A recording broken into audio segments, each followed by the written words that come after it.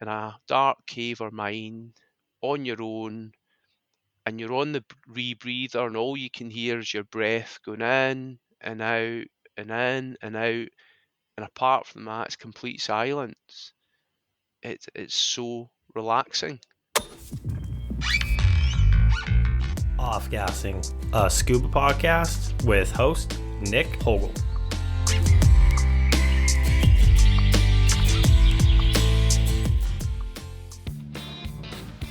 What started as a family activity soon turned into a passion for Scott RG. As one who always welcomes a challenge, technical and overhead diving soon came into his sights. Relaxation and meditation are some of the words he uses when describing his time in the overhead environment. I sit down with Scott and speak with him about his motivation for exploring, the importance of taking your time, his love of the KISS Sidewinder, the mines of Scotland, cold water diving, solo diving, and much more. Please enjoy.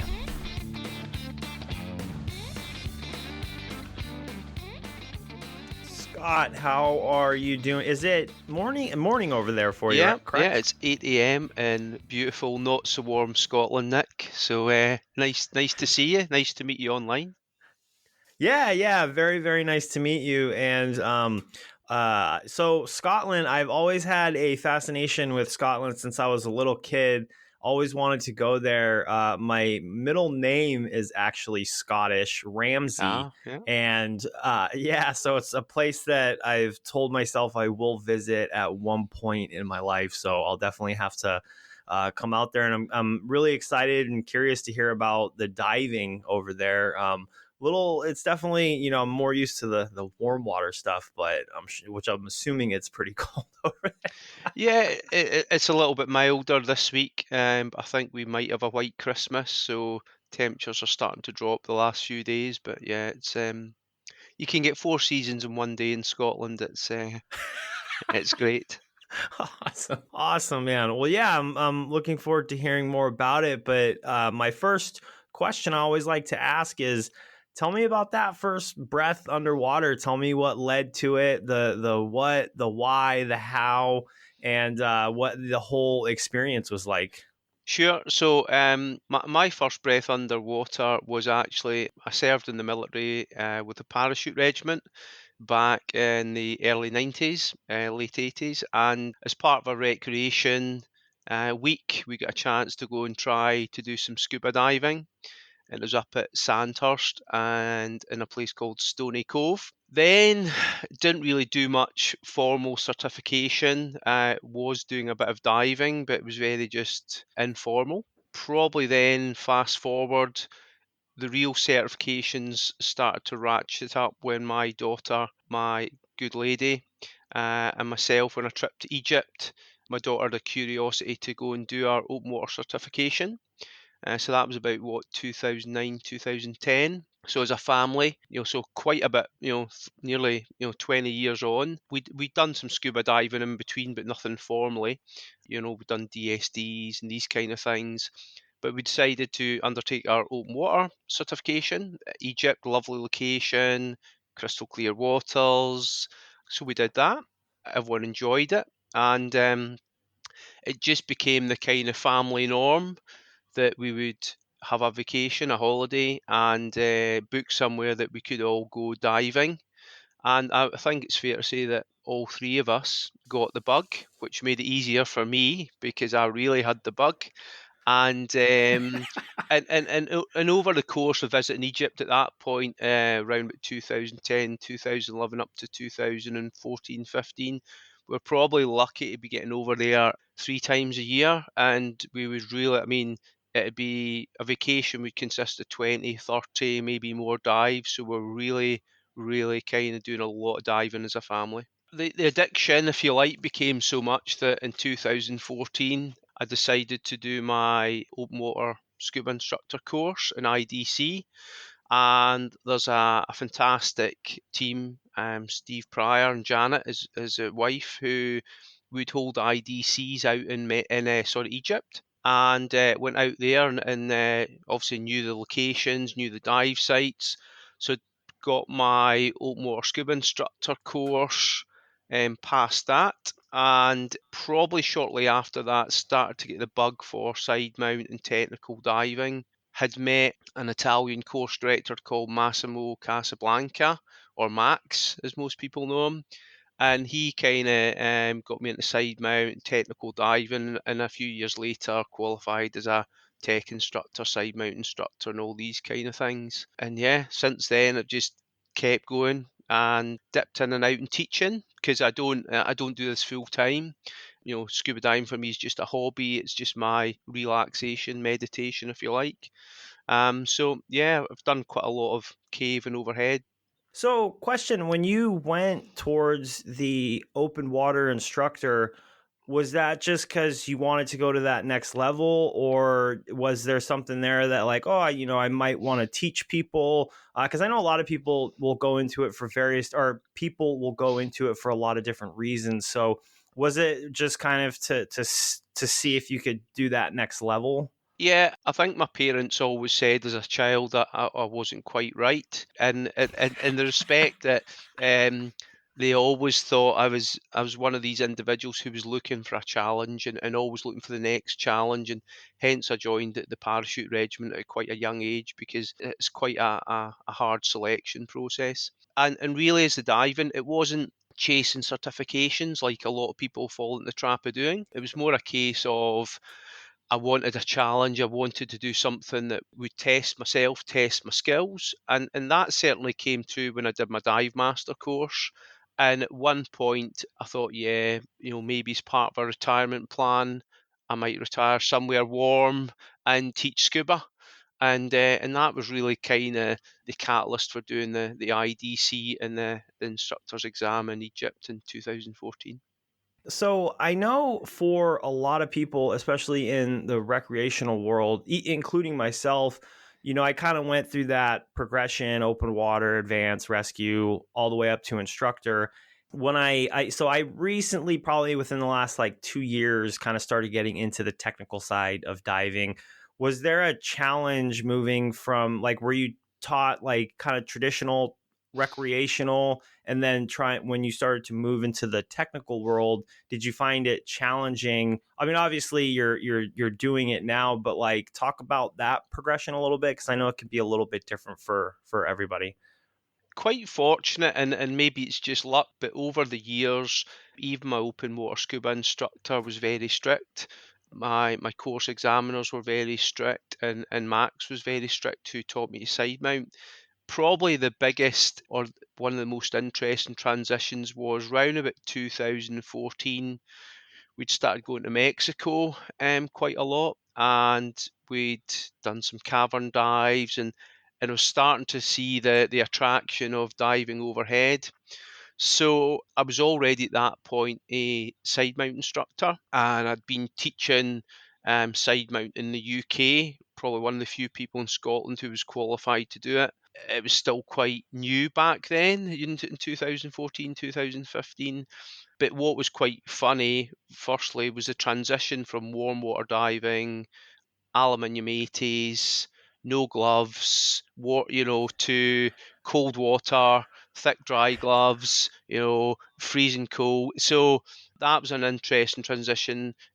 Before I would start to teach anyone in the UK, I wanted to make sure that the skills that were slick in warm water were equally slick in cold waters of the UK. But when I went to start the overhead training, which was back in 2016 with a guy called Tristan Termat. What was hilarious at that point was I thought I was already like a super diver and I had good trim and I was an instructor. And back then, I think in about, I don't know, 600 dives, 700 dives, and probably 400 in side mount. And day one of the cavern course, we went to the cenote. It was Taj Mahal, and I felt like a bubble maker. I felt like I just, because I mean I think my first dive of the cavern course was laying on the rocks with Tristan ripping apart my rig and changing the bungees, and I was like, oh my god, I'm a complete novice. So, but it was a real shock to the system when you think probably small fish in a big pond's the best way to put it. When I went and had that introduction to overhead, but yeah, it's been a fabulous journey since. Yeah, yeah. No, and honestly though, that's I feel like that's such a pivotal moment when things like that happen, just because, a certain group of people would just bow out and be like, this isn't for me, I'm done. And then other people take on that challenge, but they're also receptive to it. Like, oh, okay, there's a different way, like going in thinking like, oh, I know what I'm doing. And then just having your ego, brought down to the level of your shoes, and taking that and learning from it is such a huge thing that I feel like kind of some people miss out on. So that's awesome that you were able to like overcome it, take it in. And then how did the rest of the overhead training go, the cavern? I think you make a good point, Nick. Resilience, strength of character. And for me, I'm not advocating failure, but I think to a point, failure's a good thing if you can dust yourself off and step back up and say, right, okay, here's why I failed, understand why I failed. And I'm not saying it was necessarily a failure, but it was certainly a reality check as to, and probably a very good one given the type of training we're about, the journey we're about to undertake. Because, as you know, cave overhead diving's a little bit more challenging, potentially more dangerous if you don't have the right training, equipment, and experience. So that cavern course was done 2016 it was, and probably a big mistake most scuba divers make, whether it's through equipment or training, is a lot of people chase certification or keep getting new bits of equipment. Tristan, pretty much old school, was like, take your time, do your cavern course, and it wasn't one of these ploys to just rinse you for money. It was a more of a principle. Look, I want you to build experience up between your cavern course, come back. So yeah, over a course of a few years, I went on to do numerous overhead courses, became a full cave diver. I went on to do decompression training, with stages. I went on to do DPV course, and probably one of the most interesting courses was going on to do the advanced side mount workshop. And it's more a workshop rather than an actual course, and that's not for the faint-hearted. You'll be able to see some videos online. It's you're really pushing the skills. But for me, by that point, I was diving every week in the UK, so I was getting out to Mexico 2-3 times a year. Fortunately, again, but every week I was diving mine, overhead, and cave systems in North Yorkshire. So I really built up a lot of overhead experience, and a lot of dives I was doing was solo dives, and that's quite the norm in the UK. That the Cave Diving Group, or the CDG, they teach a lot of their students to dive solo in the overhead environment, because caves in the UK are a little bit different to that of Mexico. And then we're kind of on double stages, kind of really doing some long dives, and started to see the stuff online about the KISS rebreather. And then 3.5, 4 years ago, was introduced. It came by chance, really, because I was supposed to be doing my KISS Sidewinder course with Patrick Woodman in ProTech. And because of COVID, I couldn't get out there. So I got in touch with a guy, Jacek. I won't even try and pronounce Jacek's surname. And we did my KISS Sidewinder course. So let's say that was about 3.5 years ago, and that was a game changer, because I was already doing some exploration in the UK in a place I refer to as Project X, and to be honest, an open circuit, it was becoming a real challenge with the percolation problems, the visibility problems, and was laying a lot of line. And the KISS Sidewinder probably allowed me to finish that project, just with the benefits of no time, gas, stress, and less percolation issues. So probably the latest part of the journey was Sidewinder and CCR overhead qualifications. So yeah, done quite a bit. Yeah. Okay. I just wanted to bring it back just a little bit because I do want to go into the rebreather certification and that whole process. But You had mentioned that you were doing a lot of diving in the UK, and it's just different there how they train. Can you talk a little bit more about, well, I guess what are the conditions in the UK like, and then also, yeah, just tell me, a little bit about that whole scene, the CDG. I'm not part of any real organisation. Yes, I've got my certifications. I think in terms of diving, it can get a little bit political. And there's, people like, you must do it this way or you must rig it. And I understand the DIR concept, right? So I don't disagree with that. And as far as I see it, there's kind of three rules in diving, with the fourth one being optional. So, dive safe, don't put yourself at risk, don't put anyone else at risk, look after the environment. And then the look cool option, that's optional, right? But it's a nice one to have. Um, but in the UK, one of the kind of historic organisations that were involved in a lot of the early exploration of caves all over the UK were the Cave Diving Group. It's well documented. There's a lot of people who did some fantastic exploration, and these guys are avid cavers, dry cavers. So a lot of the training they do is just slightly different. It's if you were to think of a picture perfect side mount diver, and then think of the opposite. That's generally how some in the CDG look. But the way they dive is a practical way to dive, And UK cave diving, part of the reason that it's been explained to me that they teach candidates to dive solo is because that in a lot of instances the restrictions are a lot tighter, and the last thing you want to do is you and I go for a cave dive and we both go in and then you get stuck and I can't get out.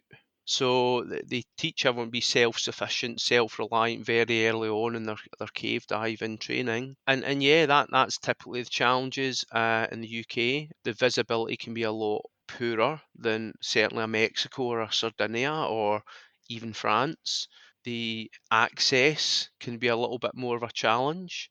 Normally involves, I'm not saying it doesn't happen in other locations, colder water, obviously.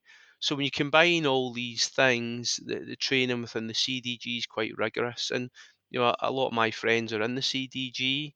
I dive with them regularly, and they use places like Hurtle Pot, which is a fantastic training site down in North Yorkshire. And then the other side of the diving scene and overhead in the UK is the mine systems that are there.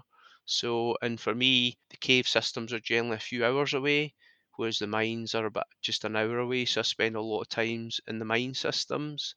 And again, they present the same challenges to a point, but some slightly different challenges as well. Yeah, no, and I've definitely know the history a little bit of the CDG, and it's interesting to hear because it is such a contrast from your picture perfect side mount diver today, and then the way that they're doing it, because they're mostly just doing it to get through the sumps, and then more dry caving, more sumps. So it's just interesting to hear. I think, and I know it was kind of glamorized to a point, but I believe on speaking to guys, it's pretty much true. You just need to look at the Thai rescue with Rick Stanton, and he turns up with like an inner tube kind of tied to his back. But I mean, Rick's world renowned, different level diver. The projects him and a lot of these guys have done is absolutely fantastic.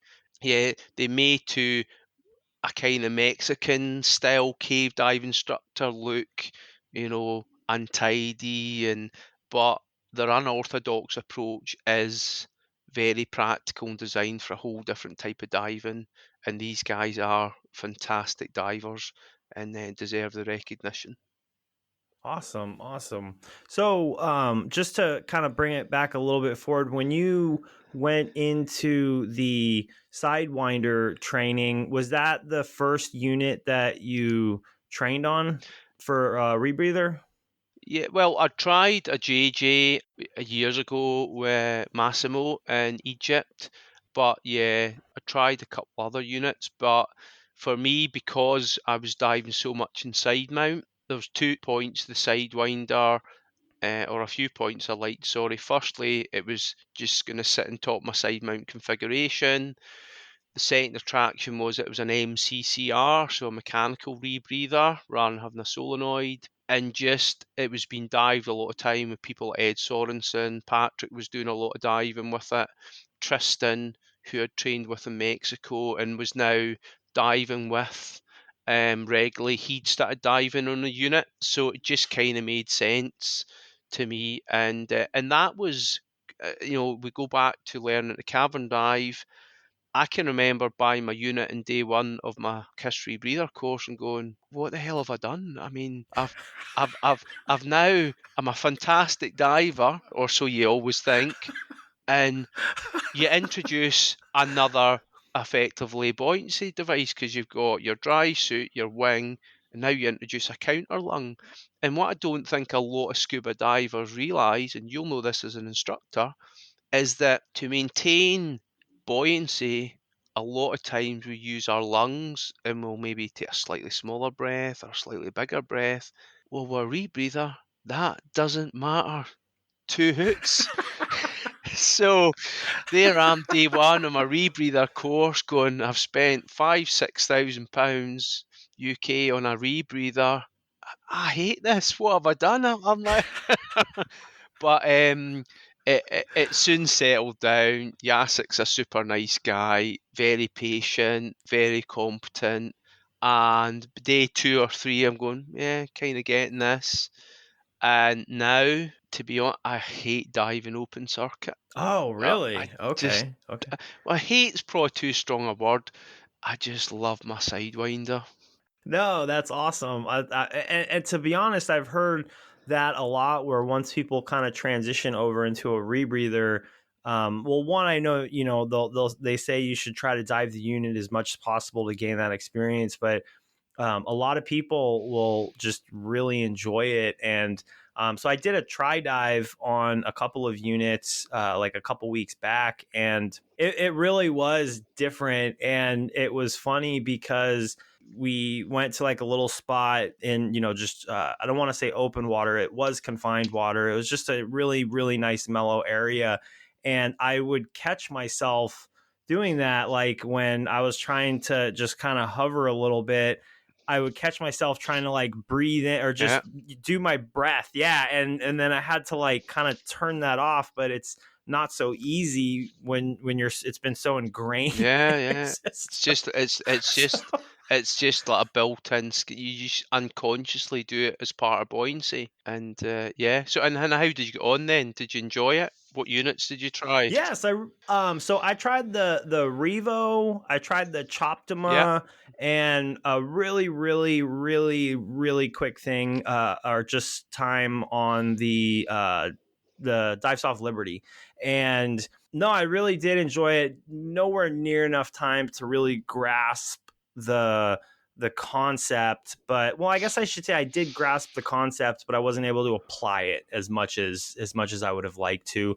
And because that's something I'm looking into is rebreathers. And one of the big ones that I was looking at was like the Sidewinder. I was kind of looking at the Gemini, and one of the things that appeals to me is because I do like diving side mount, and then also just the mobility, being able to travel with those units because they're so light. Because where I am, I have to be able to hop on a plane to go dive. That's kind of mostly what I'm doing. So to be able to throw something in my luggage, and that's one of the, I'm not going to say that's the biggest selling point of units like that, but it's a huge selling point, especially for me, because that's kind of one of the things, like I can't, and I know people do it, like they'll, lug around a JJ all over the world, but that's a lot of weight, yeah. man. So Yeah, so just, you're right, Nick. The Gemini, it's out there now. Quite a lot of people starting to dive the unit. Sidewinder 2 coming. The whole travel element is fantastic. Although just coming back from Mexico, that was the first time I would always get stopped by customs, but they were almost insistent I'd go and check it. And after a small discussion, I've managed to convince them to allow me to take it on the plane. But the fantastic thing about these units is they break down, they're very easy, can go in your hand luggage. And certainly for me, the Sidewinder's really super easy to maintain. Pretty much, I think the only thing I've really changed in in nearly 4 years a few O-rings, and I loved it that much. I went and bought a second unit that's just sat there in the box just in case I need it. So, so Always need the backup. No, for yeah, sure, yeah, for sure. yeah. Okay, okay, that's awesome. So, tell me a little bit about the diving that you're doing now. So, you do a lot of mine diving in the area that you're in. Apart from getting abroad to Mexico a few years ago, I've started going to Sardinia in the summer, diving with a shop out there called Blueforia. So Danny's nice guy, Sidewinder diver as well. So the dive in Sardinia is really nice.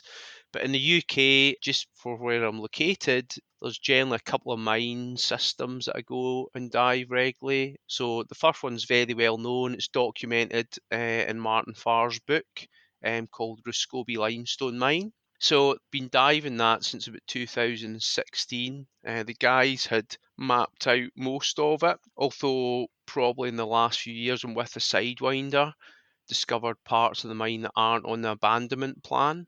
So that was quite exciting. But that's a fantastic mine system. There's a few different sections to it. There's a north section which is a bit shallower. There's an eastern section which goes down to about 35 metres, and there's a southern section that's probably not for the faint-hearted. Visibility's not as good, some stability issues and restrictions. The funny thing about Ruscobie Limestone Mine is it was, well, it's not funny, but there's a couple points to this. So up until about 2018, it was generally accessible. Anyone could go and dive there. And that still is the case, but in 2018, 2019, a massive sinkhole appeared in the access route up to the mine system. So the local authorities closed the parking area. So unfortunately now there is no parking. I was kind of really lucky. I'd bumped into someone that was building a house in the area, and they generously allowed me to park on their land, which still gave me access to the mine system.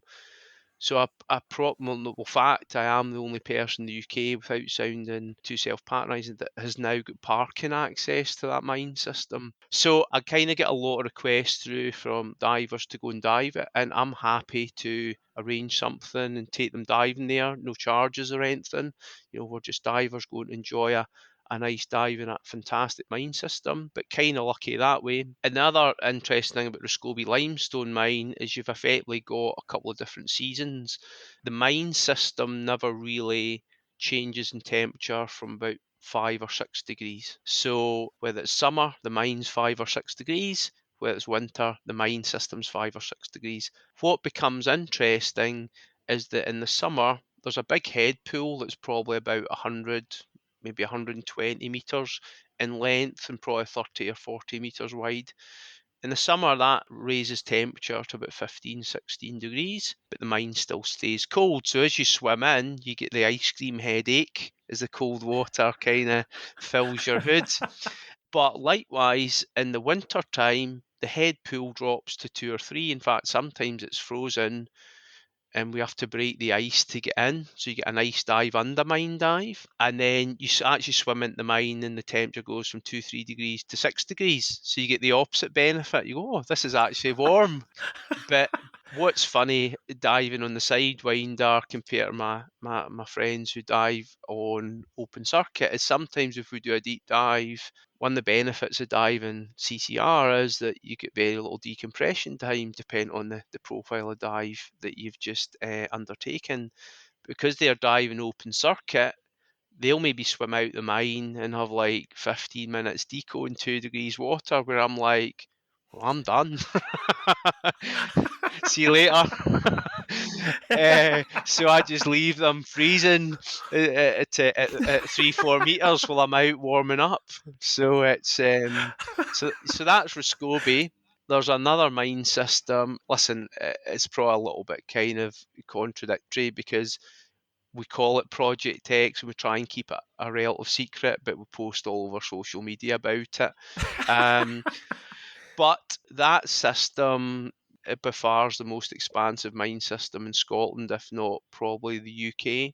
Although Dinas and places like that in Wales are quite expansive. And we'd explored that starting in 2016, and no one else had really been in there. And to the point now, the project's completed, and there's probably over 5,000 meters of line in there. So it's an amazing system. It's probably a little bit more dangerous, probably the wrong word, but there's more challenges in Project X than somewhere like Roscobi. The passages are tighter.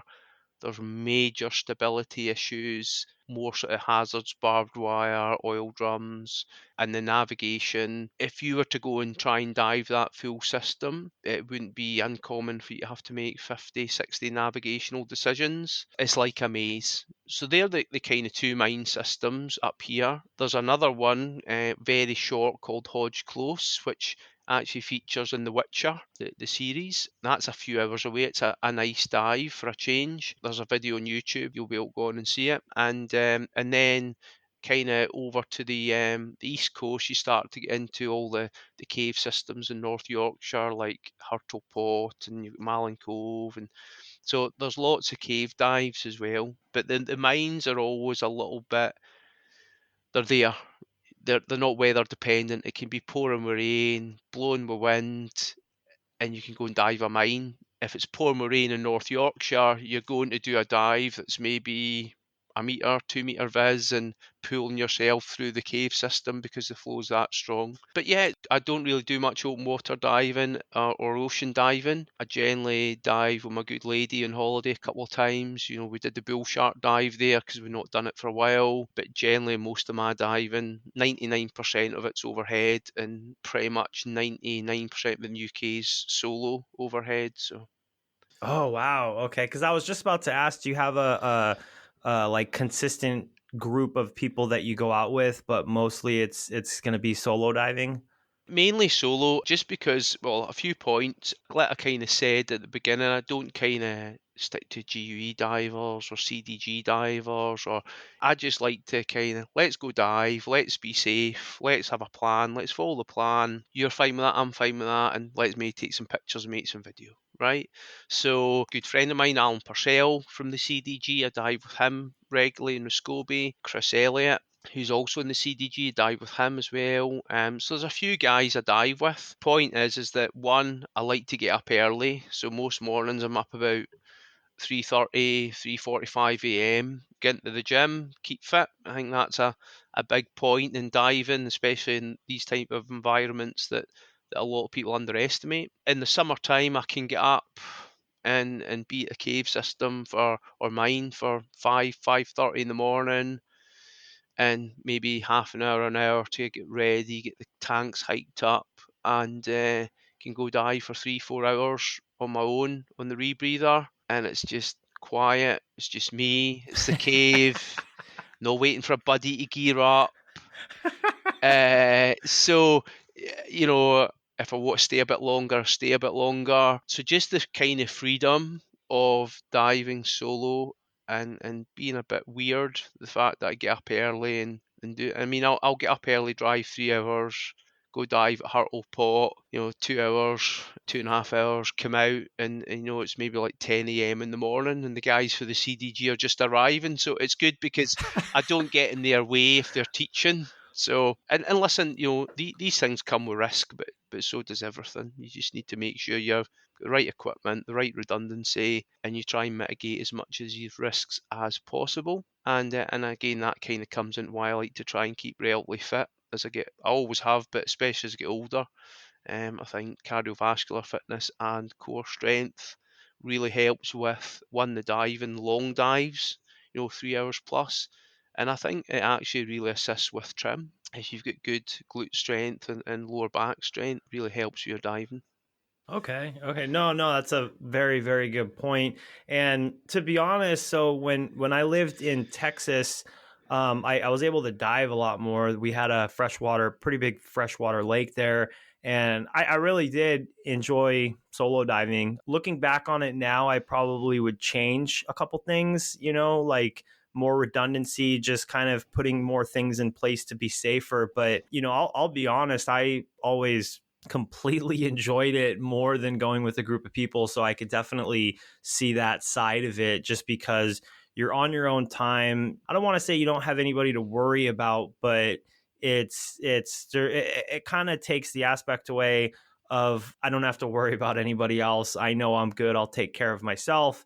And I know that, yeah, I mean, there's the big, there's arguments about everything, but no, I definitely can respect that and definitely know how that feels, because there is like I don't want to say niceness, but there is a joy in it for sure to be able to just kind of go out, do your own thing, and return all on your own terms, not waiting for somebody. So I do have a question to not really bring it back a little bit, because obviously it seemed like you're pretty comfortable in the water, but when you finished up, do you remember going into your first overhead environment, like not necessarily training, but like you finished your training, you're like, okay, I'm going to go. And I'm assuming, if you did go solo, do you remember that at all? Kind of like going into that, was there nerves going into it? Or was it like, okay, like I just finished up training. I'm good to go. Like, let's go and do that. Do you remember that first dive or those first couple of times that you went and did that? Yeah, I sure do. And I think to a point, the minute you don't, or when you stop having a little bit of nerves, you should maybe stop diving, because I think complacency is starting to kick in. And I'm not saying, certainly you can't let that nervousness take over. But yeah, I mean, don't do as I'm telling people, but as or I'm about to tell you to do. But I was kind of as qualified as cavern course. So if you think at cavern, it was like diving sixths, and it wasn't like doing complex navigation, and it wasn't doing like no visibility.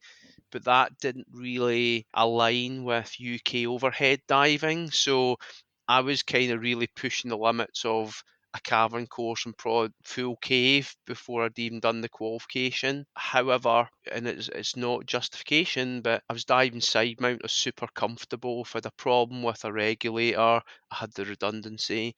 The second part to it was the mine system I was in, whilst there was complex navigation involved, there was numerous exit points and I knew where they were. But I can remember being cavern trained, going to the Scobie mine myself really for the first time, and getting in and going, oh, I might not come out.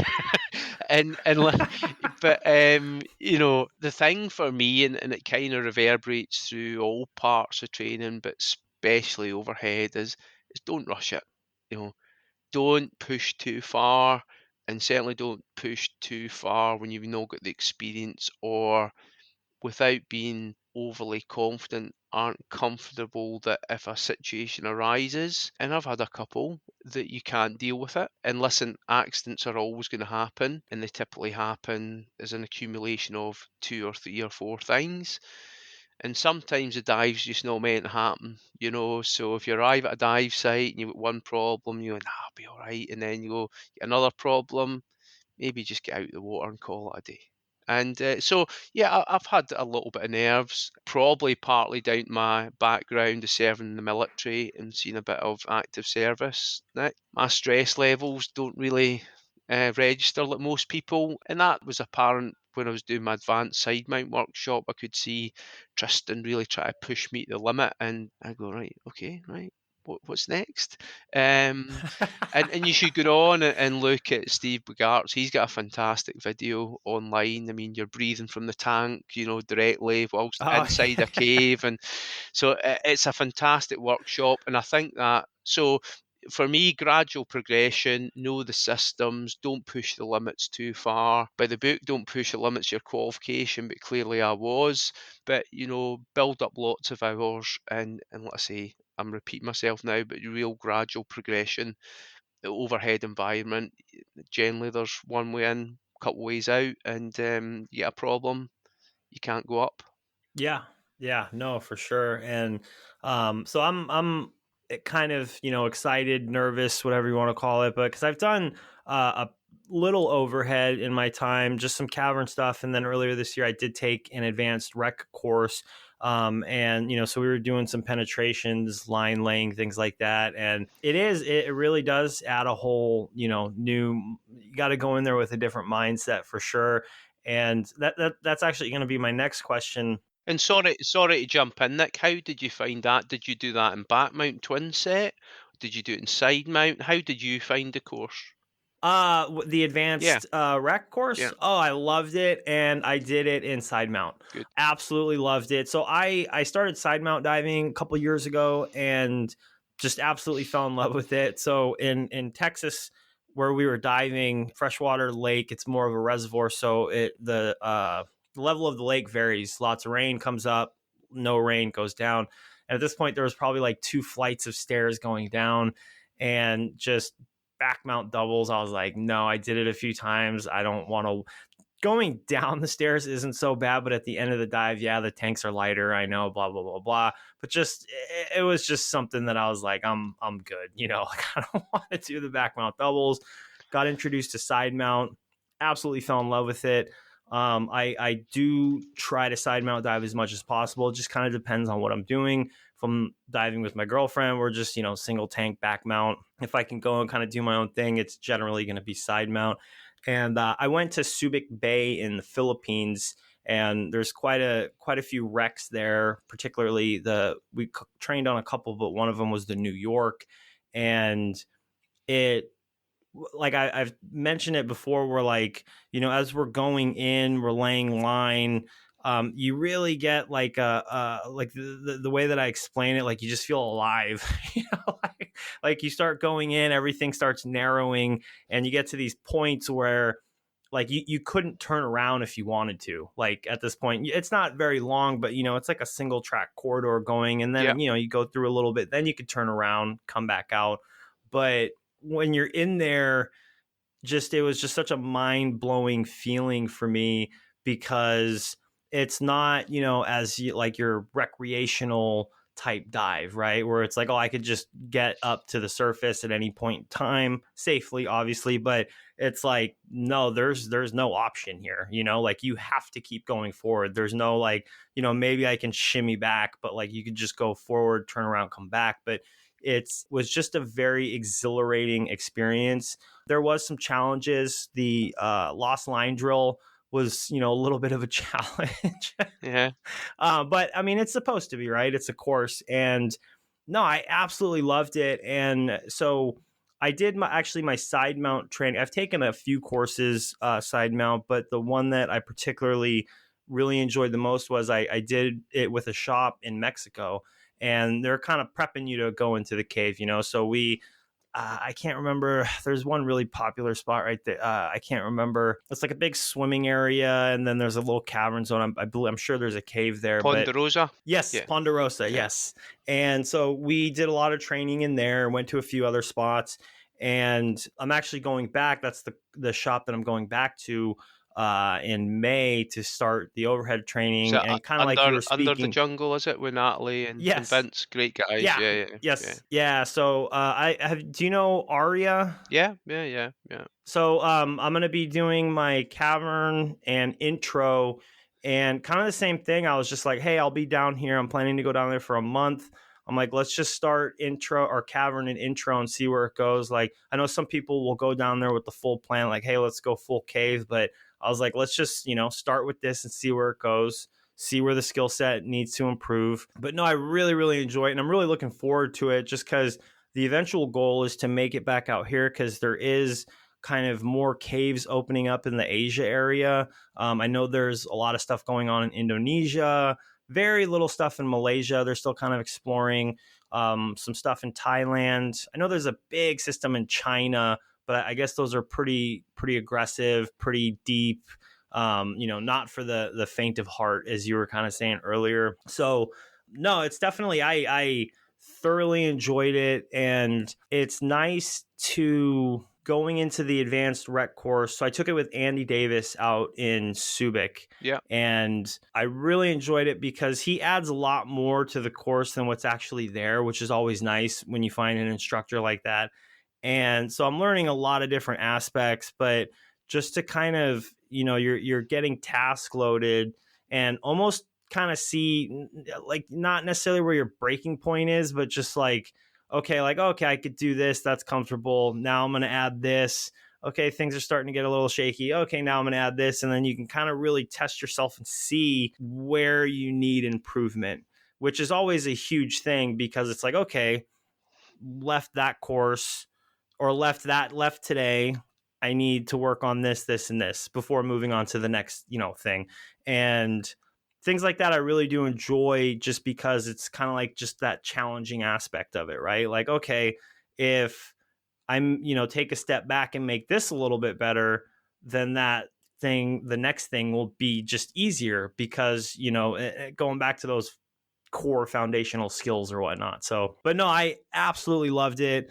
Really, really enjoyed it. Really look forward to doing more overhead, but something I'm not pushing, but it's just something that kind of keeps interesting me. So I'm like, okay, I'm gonna go just a little bit further, see what Good. happens. Go just a little bit further, see what happens. So no, I enjoyed it, and but yeah, that was gonna be my question for you is so when you're going into a cave or a mine and you're about to lay some new line or just kind of do some exploring, tell me about the mindset and like the preparation going into that.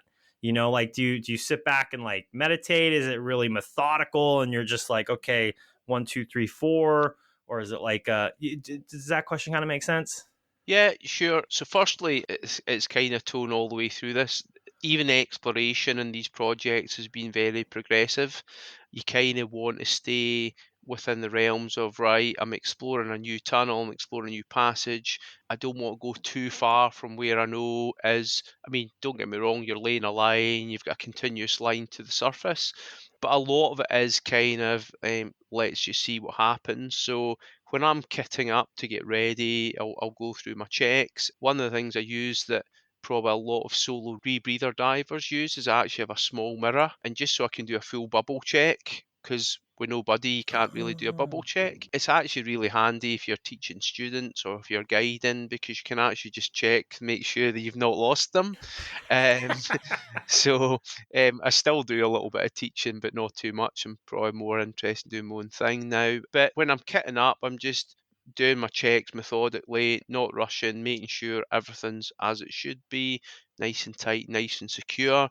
And then as I descend, I'll just do a quick bubble check on the rebreather, and I'll literally just get nice and buoyant, nice and comfortable, adjust to the temperature in the water, and just because as you know that the whole kind of pyramid of diving, the buoyancy, the propulsion, and all these kind of things and trim, if any of them are wrong, you're not really going to have a good dive.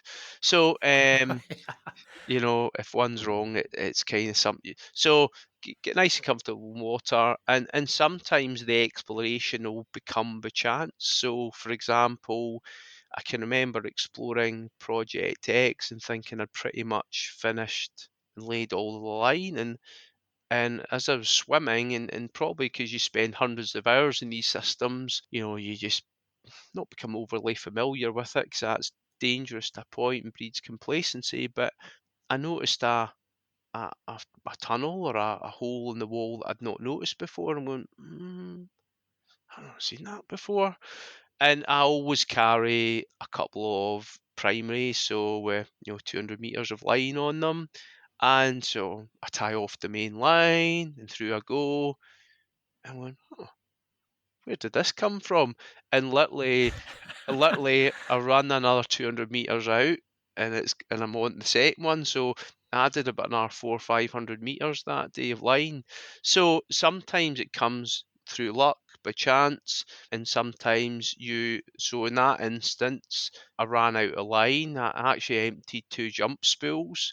And thought, right, I'm down my last one, so I better keep that, and also keep an emergency CDG style on my arm. So the following week, I'd went back and, right, this is where I'm going. I'm going down the deep section, east section, and you prepare for it. It's then just a case of mapping it and checking that it's correct. So I've got the Nemo, and I also use the Seacraft navigation tool. I think it's ENC3, which is great, and I use them. And again, I've got an old slate that I can take bearings and depths, and I've got a petrol too on it. So it's just about making sure you're ready for the dive, and the minute the exploration doesn't feel right, there's a few times where, more so in the mine systems, that you come to a point and there's like a partial collapse and there's space to get through, but you just go, is it worth it? And a few times I've went, no, it's not worth it. And fortunately, you'll find a parallel passage or another way through. So yeah, it's just about making sure everything's in its place. You've got the redundancy and the backup you need, both the bailout cylinders, and your gas planning's right, and you know your times, and off you go. But there's no real I, this sounds a bit corny, but for me, and you touched on it, Nick, when you were doing your training on the Rex, is that for me, diving, and I've got a busy full time job, for me, diving's a lot of disconnect, it's like meditation. And no matter how challenging to a point it becomes, especially in a dark cave or mine, on your own, and you're on the rebreather, and all you can hear is your breath going in and out and in and out, and apart from that, it's complete silence. It's so relaxing. Even if I'm doing some exploring and laying line, for me it really is just a peaceful, relaxing environment. That's why I do so much cave and mine diving. Yeah, no, I absolutely love that because it really, really is. It's such a disconnect to be able to go. And so I haven't, just very, very short time the try dives on the rebreathers, but I've heard that such a transition. Like at one point, someone was telling me because we were doing a course, I was doing my ANDP course, and there was a rebreather diver there. And I can't remember how far off he was, but he's like, "Oh, I can hear you Yeah, guys when you get in the water." He's like, it's he's like the mood of the fish change when you get in the water. yeah. And I'm like, man, that's truly the silent world, and it's something I'm very much looking forward to. But just a quick question on that note, and you kind of did answer it. But when you're laying line and you're exploring, adding new line, have you ever gotten to a point? I'm assuming it would either be gas management or kind of like you were saying, you're like, no, that I'm not going to go through, but you have enough gas to keep going if you want to, but you just have to turn around. Like, have you ever hit a point, or or maybe you hit your gas management time and you're like, okay, I have to turn around, but I'm looking forward. Like, I'm going to come back here tomorrow and kind of continue to push this. Yeah, I kind of mentioned it earlier. So the great thing about the Sidewinder or a rebreather to a point, especially where you've got bailout on the side, right? It's an easy switch. Close the DSV, switch to your backup regulator. The real benefit is, you've very little time stress, gas stress, and distance stress on a rebreather. If you're doing some really deep dives, but most of the dives I do don't really go past 35 meters, and the average depth is generally going to be 12 to 18 meters, depending on the profile. So the deco is not a restricting factor. The bailout gas isn't a restricting factor because I've also got numerous emergency exits that I can use. The only thing that ever really stops me turning round, or sorry, stops me going further, is when I look at something and either I'm going, right, I won't get through even with a tank off, or where there's major stability issues and you go, right, if this collapses, then I don't have an alternative exit. So, and that's probably to a lesser extent, yes, there's stability issues within cave systems, especially, and you'll see it when you're down, the tragedies that are unfolding with the whole train Maya in Mexico just now is creating some real problems for some of the local cenotes, the environment, and the wildlife. But it's generally in the UK in a mine system, it's generally the stability of a potential passage that you'll go, no. And I think when you get that kind of gut instinct, you're best to listen to it. It's better to be out here and wishing you were in there than in there and wishing you were out here. Yeah, no, definitely. I So, could, yeah. No, that's some heavy words right there for sure. Well, right on, man. I just got one more question for you, and then I'll let you go on about your day. I usually like to ask an advice question towards the end of the episode. or podcast or whatnot. So somebody that might, well, you kind of mentioned it a little bit earlier, the challenges of going from warm water to cold water diving. So somebody that wants to do diving in the type of area that you're in, that's never really done cold water diving, what kind of advice could you give to that person to help them along the way a little bit? Like, because I've never actually I've done cold, Texas cold, which is nowhere near the cold that you're dealing with. Yeah. So what kind of pieces of advice, like, gear wise or just mental prep wise, going into something like that could help somebody? Probably if you've just been a warm water diver, and I use the term loosely, but let's say you've been used to diving Mexico, so cave systems typically 24, 25, ocean all year round's probably 28, 29, maybe as high as 30. To come to somewhere like the UK where the ocean at best maybe 15 degrees, and to go to overhead where you could be anywhere from 3 to 9 degrees, there's probably nothing mentally can prepare you for that. Um, but and it was funny coming back from Mexico, Nick, because I'd been 2 weeks, and then last week I was back, and I'm like, oh, here we go. However, it's like everything. People say to me, how the guy I dive with, and Tristan, who's more of an instructor, mentor, more of a friend now. We've known each other a long time. You did 4 hours in 4 degree water. How do you manage it? And it's like everything, to a point, with the right exposure equipment. So dry suit for long run times, right base layers. I use Weasel undergarments and heating underneath. So typically heated gloves to help with dexterity.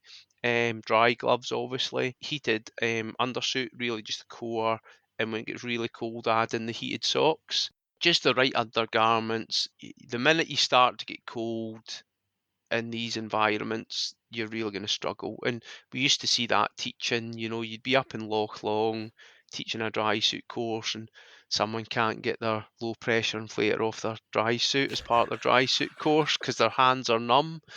It's just getting, and a lot of people steer away from dry gloves because, and I did it to a point, I mean, up until 2018, I was diving to, 3, 4 degree water with like wet gloves on because lay in line I believed I had better dexterity. But in time, like everything, with the right dry gloves and with practice, your dexterity is actually better because your hands are warmer. We all make the mistake with scuba, whether it's training or equipment, we rush. I mean, think about over the years, the equipment you've bought because it looked great, and then you're going, oh, this is rubbish. Why did I ever buy that? Right? So, the advice would be whether it's equipment, training, or exposure, take your time as much as you want to rush, get the right instructor, do all your research online, get the right equipment, and then you'll probably buy it once. So, the right equipment, the right training, and take your time. Yeah, no, for sure. I've heard the term before. A friend of mine on the podcast was buy once, cry once. Yeah, yeah. Yeah. So no, that's it's so for me, I was thinking, I was like, man, maybe I'll do like a progression of cold, like go somewhere like where I know it's a little bit colder, maybe like the Pacific Northwest in the United States, and then which is, pretty cold year round in the ocean, and then maybe try to like eventually get into some winter ice type diving. I had this crazy idea. I think it would be cool to go take a ice diving course, but just I feel like I'd be setting myself up for failure if I just came from, Southeast Asia, just jumping into some cold See, water. Nick, you could come to Scotland to do mice diving, which is mine and ice diving. Mice diving. You do it in one day. It's the Oh same bit. man, yeah. I might have to hit you up on that, because then I can kill a couple birds with one stone, because I've always wanted to go to Scotland, and then to be able to go there and dive would be absolutely epic. Yeah. Just because, it's a goal of mine. Well, right on, man. I really, really appreciate you coming on to the podcast today. It's been absolutely wonderful and insightful to hear about the things that you got going on. And No, I will. You know, I always joke around, tell people we're friends for life now that we've done a podcast together. So you'll probably find me knocking on your door at some point in time. I think I need to get a little bit more overhead training first. Sure, Nick, you're more welcome. And if you've been on the YouTube channel, have a look, and there'll be more videos going up in the next few weeks, months. Awesome, man. Well, yeah. Once again, thank you, man. I really, really appreciate it. Okay, thanks, Nick.